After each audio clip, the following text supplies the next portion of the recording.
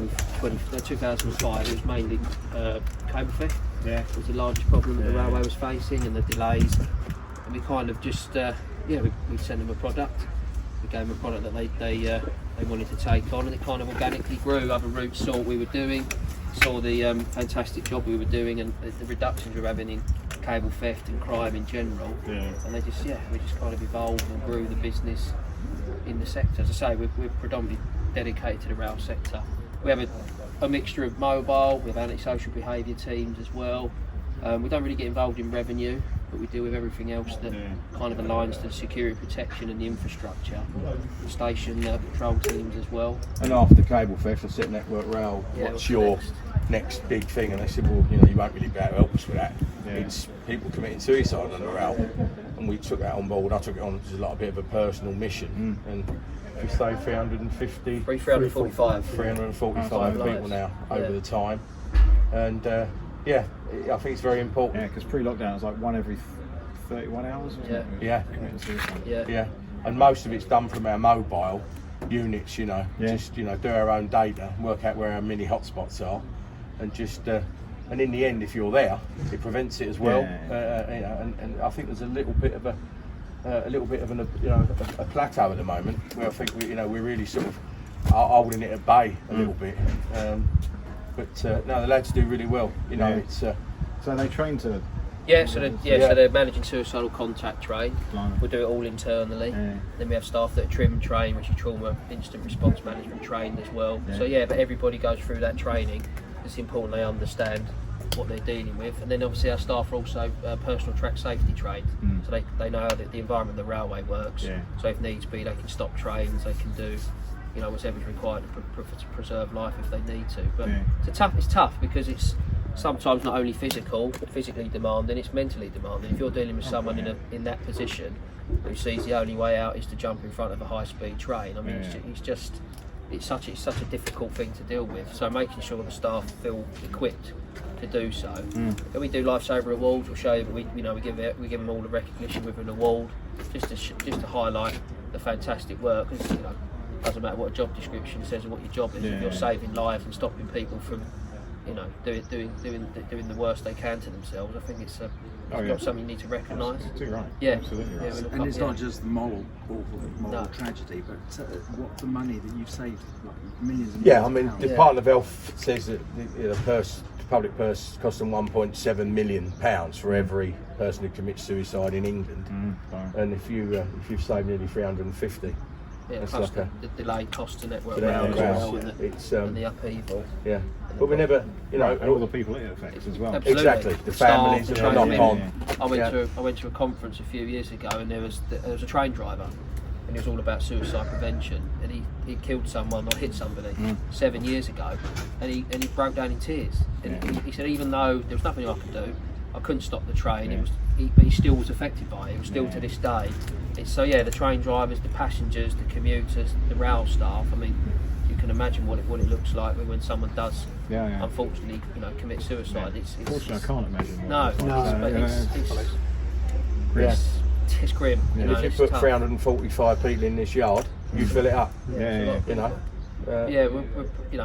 Mental health's a big part of our business. We do a lot with the Samaritans. Do a lot with them and work with them very closely. Our staff are obviously trained to their standards and through their training schemes as well. We're working to become an official partner with them. Strategic partner.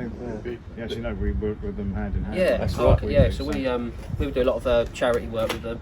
Do a lot of cycling. We're doing the Samaritan every year. We do lots of stuff with them through the year because I think it's important. We support our local Samaritans in Ware as well. We've been to their headquarters for a visit with their CEO a few years ago. But we put up their signage. So I was asking what got you into it. Well, I know what started it. But when I was a young boy, I had the biggest traveller evicting company in Britain. And I used to evict travellers all over the country. That's where Land Sheriff was a name. I thought, it's got a bit of land, and we got very successful at that. And then when they started building the Channel Tunnel rail link, the builders, Union Railways, contacted me and said, look, we've got lots of gypsy problems, we're trying to build the railway, and so I started evicting them. And then as it progressed on, they started building the railway, and they were losing more cable that was being installed. Phase 2, yeah. That then they were losing more than they were laying. Yeah. So they said, "Could you help us?" And I said, "Well, yeah, I think so. You know, I've got a few trucks, and we sort of covertly, we do a lot of covert work for the railway now. Yeah. And we went out there and we actually caught the people who were doing it. They started laying cable, making connections, and then when it opened, Network Rail, CTRL, said, "Could you devise something for us to protect the high-speed railway? Because we're getting, we've built this £2 billion railway and it's getting picked apart." Yeah. So I sat down and devised this system for high speed, which statistically is still the safest, most secure railway in the world by far. And then Network Rail said, "It works so well there, can you help us?" London was at a standstill then when Boris was the mayor because of cable theft. Yeah. So we went and sorted that out. And then we went from Anglia into Kent and across the, we're not big enough to be national. Yeah. We try and do that, we'll fail. Yeah. So in the area we can just about cover geographically. So what is your geographic area? I should know. As far north as Kingsley, far south as Hastings and Brighton, and as far west as over to Reading. Yeah. So the whole. So you got my neck of the woods, Northamptonshire. No, not quite. Not No, quite. not quite. We don't. We sort of stop. We sort of stop around. I'm too northern. Stansted. That's the first time I've ever been accused of that. There's a little chunk in the middle that we miss, and then we're kind of back over on the west at the moment. Right. So yeah, but it's a mixture of on-train teams, anti-social behaviour teams. Putting the passenger first, making sure they feel safe. Because now, of course, it's all about getting people back on trains. Yeah. That's why we've never bought into revenue. Don't want to do revenue. Not worried about if someone ain't paid £10, it's someone else's problem. Yeah. Making sure they get from A to B safely and get home indoors is what we're about. Yeah. Truly what we're about. And that's not about collecting 10 quid or rather say keep your feet off the seats, keep it clean, keep it safe. And how does it work with the British Transport Police? Very good. Yeah, they consider us a partner, and they've given us a dedication to duty award in 2010.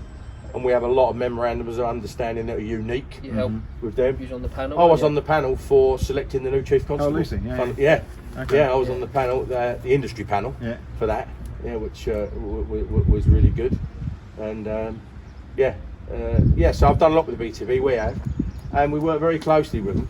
And for early doors, it was a bit, the organic didn't really fit, because people just saw us as, they're security and we're the police. But now, don't you think? I mean, they're on task calls all the time, leading each other. Really first good. First responders for a lot of their equipment. We use a lot of technology as well. Covert camera systems, tremble devices, because obviously we can't be everywhere. So we're first responders for some of their equipment as well. And we free up a lot of their time for more serious crimes. That's right. At the moment, we're looking at maybe exploring like a hospital, a medical car. Because BTP, they get mental health. They take them from the station. They can be driving around for 6 hours trying to house them. We've been looking at putting on employing a mental health nurse and a driver and taking the person to secure accommodation ourselves. Which went to around, Sir Peter Hendy, he knows about it. He said, give you his regards, by the way.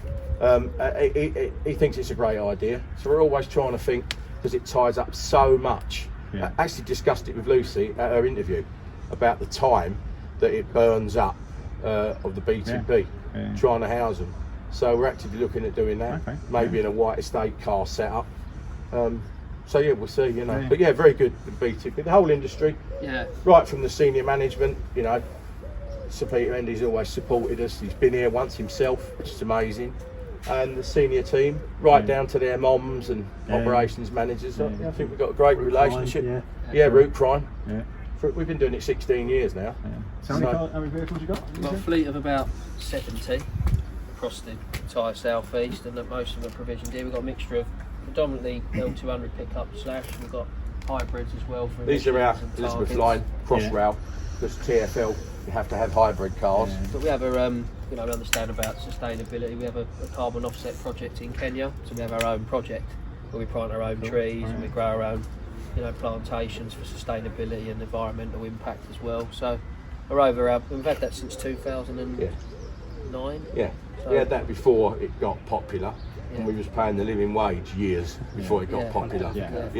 Exactly. On both of those things. We try, And they employ a lot of Gurkhas as well. A lot of ex-forces. Gurkhas. We employed the first Gurkhas in rail. We've got a lot of. Proud of that. We've got a lot of ex-military. We're Armed Forces Covenant as well, so we always look to bring armed forces into the business. A lot of our staff internally are ex-armed forces as in well. Air Force, Army, in there, lads. Yeah, it's really important. Yeah, the Gurkha, we call it our Gurkha Brigade. They're great. It's probably about 25 of the team, 25 as a group. Superb, that is, yeah, isn't it?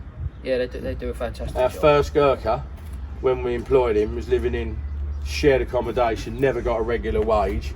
When he left 15 years later, he went back to Nepal, built himself a house, and he put the name on there, Land Sheriff House. Yeah, that's what he called it. Yeah, he did. Yeah, Yeah, That's nice. Yeah. it is. That Yeah. is very nice. That's really good. Yeah, he's a top guy. Yeah, so Yeah. we've got a completely different, array of different staff levels and skill sets and armed forces. And We've got one of our guys, police. he's fully trained for flying drones. Yeah. Yeah. We've got another fully trained for covert Yeah, operations. changes, doesn't it, all the time? Yeah. Oh, It does. yeah, you've got to move with Yeah. the times, move with technology. Technology is going to be a big part of the future of everything, isn't it? Of course, and it's ever evolving. So, but Well, there's still, I still don't think there's any real, you still need physical that contact. You still need that out there. You still need them people to be, doing what we do, enforcing the rules. Also doing it it's difficult. You've got to train people to be very robust, but also have that compassionate, customer focus, customer service. Help help the old lady with her bags up the stairs. When you've got a homeless person in a station,